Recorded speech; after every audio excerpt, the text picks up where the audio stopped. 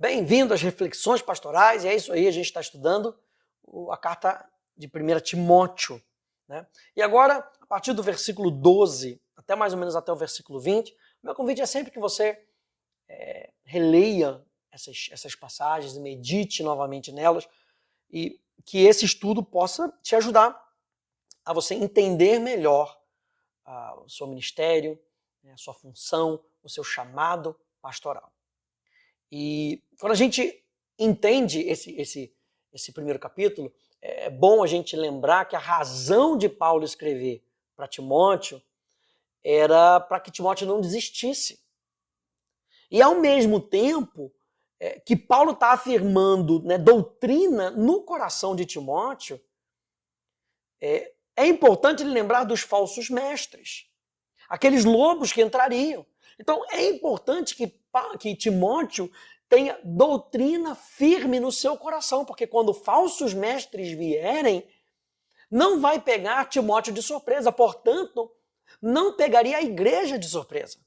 Se Timóteo estivesse cumprindo aquilo que foi chamado para cumprir, ensinar e cuidar da igreja em Éfeso. No versículo 12, Paulo então começa a dizer assim: então dou graças a Cristo Jesus, o nosso Senhor, que me fortaleceu e me considerou fiel, designando-me para o ministério.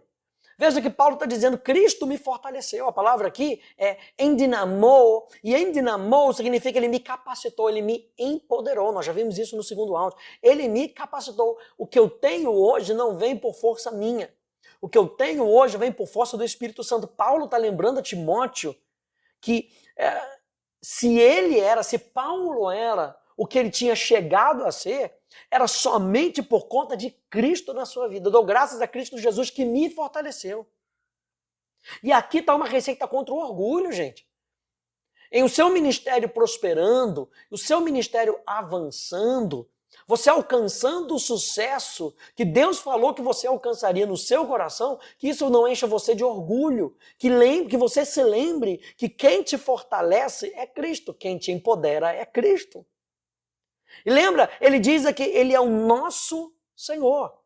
Por que Paulo está dizendo isso, ele é o nosso Senhor? Mais uma vez, porque o mesmo que ele fez por mim, ele vai fazer por você. O mesmo que ele vai fazer por mim e me fortalecer, lembra que ele está combatendo falsos mestres, está numa fase difícil. O mesmo que me fortaleceu é o que te fortalece. Ele é o nosso Senhor, ele cuida de nós. A gente não pode perder essa perspectiva. Deus cuida de nós, ele é o nosso Senhor. E qual é a chave então, gente? Que Paulo diz, qual é a chave para que Timóteo fosse capacitado? Era Timóteo ser considerado fiel. O pastor David Guzik, comentando um pouco sobre esse versículo, ele diz assim: muitas vezes nós vemos o nosso serviço cristão como uma questão de voluntariado. No entanto, como cristãos, em relação a Jesus e sua igreja, não somos voluntários. Somos escravos. Somos servos de Jesus com dever e fidelidade é esperada de tais servos. Então, gente, a gente não precisa ser talentoso ou a gente ser mais inteligente para ser fiel. Nós precisamos o quê? De manter a nossa motivação no lugar correto. A palavra fiel é a palavra pistos, que é aquele que crê. É aquele que está seguro do que diz, é aquele que está seguro do que faz. Então, pistos vem da mesma raiz de pistes. Pistes, fé, pistos, fiel. Então, fiel significa aquele que crê, aquele que não é movido por qualquer outra coisa, a não ser a sua crença, aquele que está seguro do que faz. Ser fiel é estar seguro do que faz e ir até o final. Ser fiel, então, é manter a sua palavra. Por isso, uma pessoa fiel é uma pessoa digna de confiança, porque aquilo que ele fala é aquilo que ele diz, aquilo que ele fala é aquilo que ele faz. Então, quando você olha para aquela pessoa, você diz, nossa, aquela pessoa é constante. A palavra fidelidade também significa constância. Qual é a chave para ser capacitado pelo céu? Ser constante naquilo que Deus nos chamou para fazer. Anota isso. Ser constante naquilo o que ele nos chamou para fazer. Fiel é aquele que é devotado, é aquele que é comprometido, é aquele que é dedicado. Fiel também é aquele que confia nas promessas de Deus. Então ele não somente pode ser uma pessoa confiável. Ele é confiável porque ele confia em Deus. Meu Deus. Então a nossa fidelidade, ela deve passar para as outras pessoas como parte do nosso relacionamento com Deus. Isso faz toda a diferença, gente. A gente vai lembrar, então, qual é o ministério de Paulo. Ele fala, se Deus te capacitou, se Deus me capacitou, ele vai te capacitar. Qual é o ministério de Paulo? Colossenses capítulo 1, olha só, Colossenses, no capítulo 1, vai um pouquinho mais para trás. Verso 24, diz assim, agora me alegro nos meus sofrimentos por vocês e preencho o que resta das aflições de Cristo na minha carne, a favor do seu corpo, que é a igreja, da qual me tornei ministro de acordo com a dispensação da parte de Deus, que me foi confiada, número 1, me foi confiada em favor de vocês, número 2. Número 3, para dar pleno cumprimento à palavra de Deus. Primeira coisa que a gente vê aqui, eu vou continuar, mas a primeira coisa que a gente vê aqui é que algo foi confiado a Paulo. Não foi algo que Paulo produziu, não foi algo que Paulo criou, foi confiado a Paulo. O que foi confiado a Paulo? A palavra de Deus. A tarefa de dar pleno cumprimento à palavra de Deus. Ou seja, que a palavra de Deus ela fosse eficaz, ela trouxesse resultado na vida das pessoas. Número 3, Paulo não faz isso para a parede, Paulo não faz isso para coisas inanimadas, Paulo faz isso para a igreja, em favor de vocês. É por isso que a gente tem que ter sempre em mente, né, quem nos chamou e qual é o objetivo do nosso chamamento. Quem nos chamou foi Deus. O objetivo do nosso chamamento, agradar a Deus. E Deus, assim como olhou para nós como ministros, olha para as outras pessoas. Então, eu gosto muito da passagem, né, de Jeremias que fala, dar-vos-eis pastores segundo o meu coração. Então, ele está dando pastores para a igreja, mas é segundo o meu coração e não segundo o coração do povo. Porque o coração do homem pode fazer muitos planos. O coração do homem, muitas vezes, ele é voltado para si mesmo. Muitas vezes, o coração do homem, ele pode estar mais carnal do que espiritual. Então é muito importante a gente saber qual é o foco. O foco é o coração de Deus. Dar-vos-eis pastores, segundo o meu coração, que vos apacentem com conhecimento e inteligência. Então o trabalho do pastor, número 1, é ter o coração de Deus. Tendo o coração de Deus, número 2, é entender que nós somos chamados a apacentar. E mais para frente a gente vai falar sobre isso, porque o apacentar tem várias nuances. O apacentar tem várias características. Mas é importante a gente entenda nesse princípio que Paulo está falando, ministério, meu primeiro ministério, sabe? É saber que alguém me confiou algo para outro. Ele continua no versículo 26. O cumprimento da palavra de Deus é o mistério que esteve escondido durante os séculos, mas que agora foi manifestado aos seus santos. Aos seus santos, Deus quis dar a conhecer a riqueza da glória desse mistério entre os gentios, que é Cristo em vocês, a esperança da glória. Esse Cristo nós anunciamos. Anunciamos como? Advertindo a todos e ensinando a cada um em toda a sabedoria, a fim de que apresentemos cada pessoa perfeita em Cristo. Nosso objetivo não é primeiramente ficar indo de casa em casa. O nosso primeiro objetivo é esse, com que a gente apresente cada pessoa perfeita em Cristo. A palavra perfeição aqui, ela tem a ver com maturidade, com que as pessoas cresçam. A gente vai ver isso em Efésios capítulo 4, com que as pessoas cresçam, deixam de ser meninos. É para esse fim que eu me empenho, verso 29, esforçando-me o mais possível, segundo o poder de Cristo que opera poderosamente em mim. Paulo está lembrando a Timóteo mais uma vez, esse poder não vem de mim, esse poder para aperfeiçoar as pessoas, para levar pessoas ao amadurecimento não vem de mim. Vem do poder de Cristo que opera, que atua poderosamente. Ele não é só que atua, gente, presta atenção nos detalhes. Não é só que atua, que opera em mim. Opera poderosamente em mim. Isso fala da abertura que o apóstolo Paulo dava para que esse poder agisse através dele. Porque muitas vezes a gente ainda pode fazer isso. Eu quero que o poder age em mim, mas 50%. 50-50 aqui, ó. Eu pego um pouquinho, o senhor pega um pouquinho. Paulo está falando de um poder que operava poderosamente, ou seja, me guiava de tal maneira que eu não mais vivo para mim mesmo. Agora eu vivo em Cristo. Quando a gente volta, então, vamos voltar aqui para 1 Timóteo, só para lembrar isso. Volta lá, 1 Timóteo. Aqui no versículo 12, Paulo, então, a partir do versículo 13, vai começar a contrastar a sua vida passada com o que Deus fez com ele. Para quê? Para que Timóteo pudesse ter uma prova real, um testemunho vivo do que Deus poderia fazer com qualquer pessoa. Lembra que ele fala, o nosso Senhor. O que ele fez comigo, ele vai fazer com você. Então, aí, quando a gente olha para isso, a gente talvez pense assim, talvez Timóteo se sentisse incapaz ou indigno do que havia sido chamado para fazer. Paulo, então, vai contar o testemunho dele. Nesse momento, Paulo vai dizer assim, Timóteo, é o seguinte, se tem alguém indigno, se tem alguém desqualificado, deveria ser eu, né? Mas, glória a Deus. No entanto, todavia, Deus encontrou uma maneira de me usar. E ele usará você também, enquanto precisar permanecer em Éfeso. Paulo fala para Timóteo, fica em Éfeso. É o conselho que eu te dou. Eu estou querendo sair de Éfeso não por uma direção de Deus. Estou querendo sair de Éfeso porque eu quero desistir, porque está difícil demais.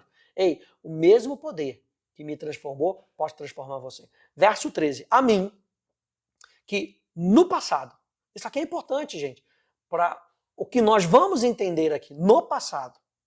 Você pode repetir isso aí? No passado. Então, veja, o passado de Paulo era coberto por sangue. Você lembra?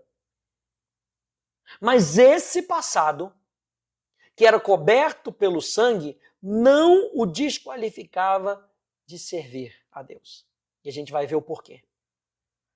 A mim que no passado eu era blasfemo, perseguidor e insolente. Mas alcancei misericórdia. Lembra que ele começa dizendo lá, olha, graça, misericórdia e paz. Lá no versículo 2, ele diz aqui, mas alcancei misericórdia, pois fiz isso na ignorância, na incredulidade. Transbordou, porém, a graça do nosso Senhor com a fé e o amor que há em Cristo Jesus. Essa palavra, e aqui, esse versículo 15, gente, isso aqui é crucial para a gente entender como Paulo se via e como Paulo ele usa um artifício literário para contrastar a sua vida de antes com a de hoje. Olha só, versículo 15. Essa palavra é fiel e digna de toda aceitação, que Cristo Jesus veio ao mundo para salvar os pecadores, dos quais eu sou o principal. E eu tenho que aqui concordar com o pastor John Piper, né, no estudo que ele fez até sobre isso. Quando Paulo usa aqui a palavra principal aqui é protos. E protos também significa primeiro no tempo, primeiro num ranking de sucessão, numa fila, por exemplo. Numa fila existe o primeiro, aquele primeiro é o protos. Paulo estava querendo dizer o seguinte, quando Cristo Jesus veio ao mundo para salvar os pecadores, eu era o primeiro da fila. O primeiro na fila. Então Paulo não está dizendo que naquele momento ele era um pecador.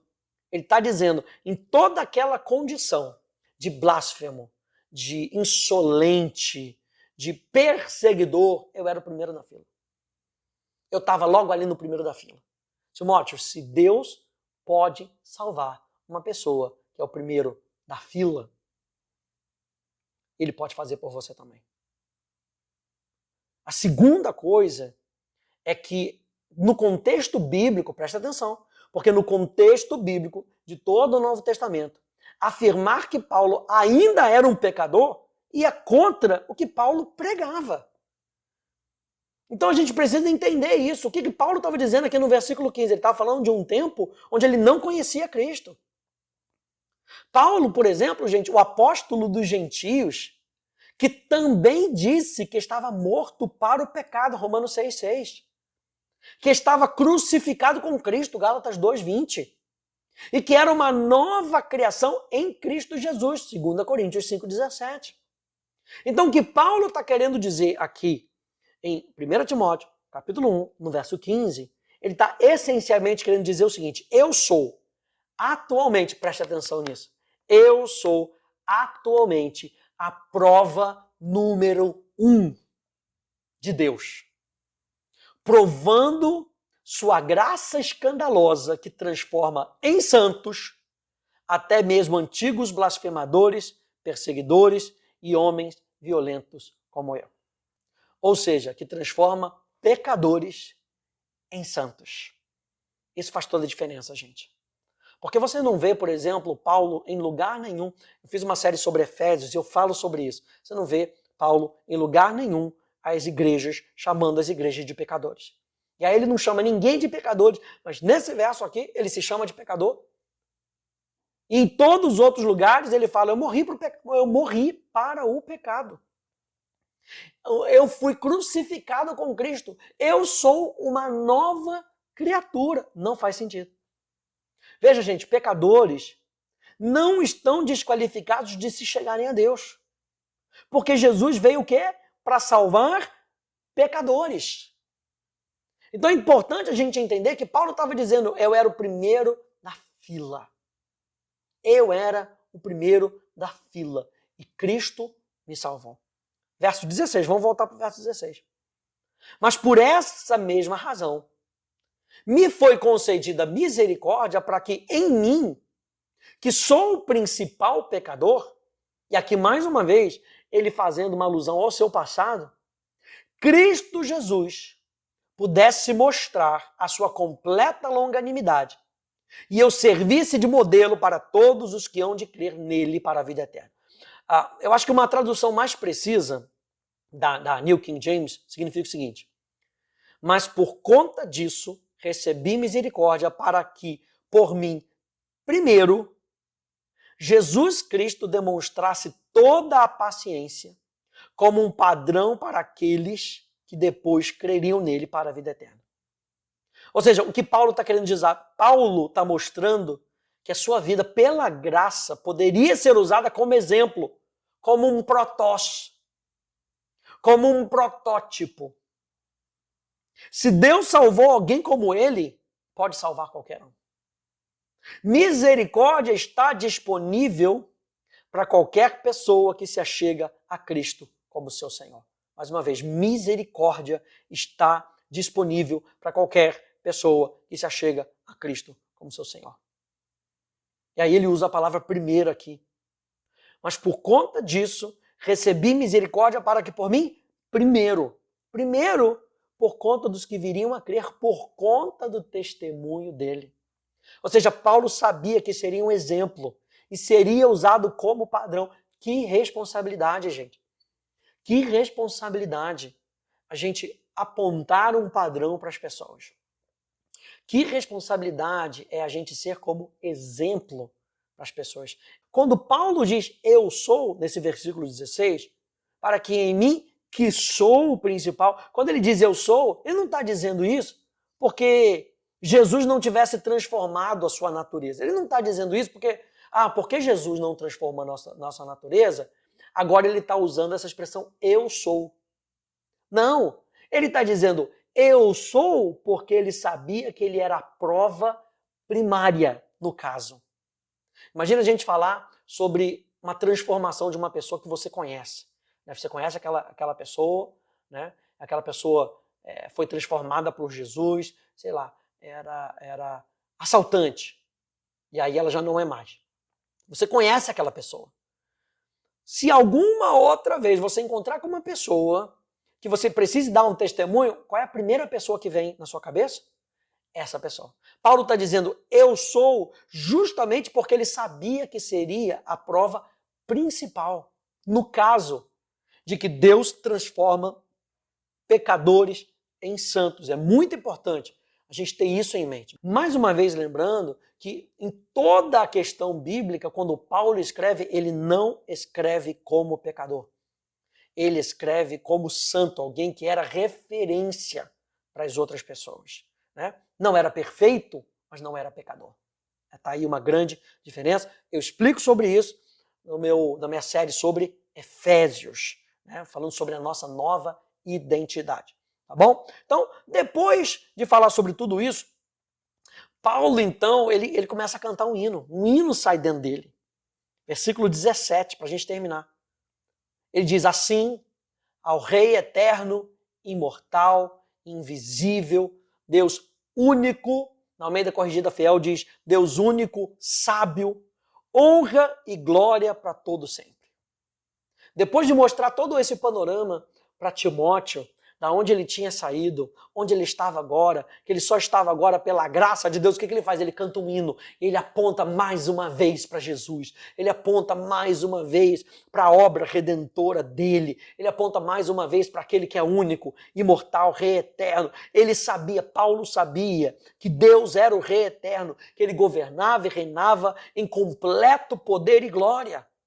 Paulo sabia que Deus era imortal, que ele existia antes de qualquer outra coisa existir.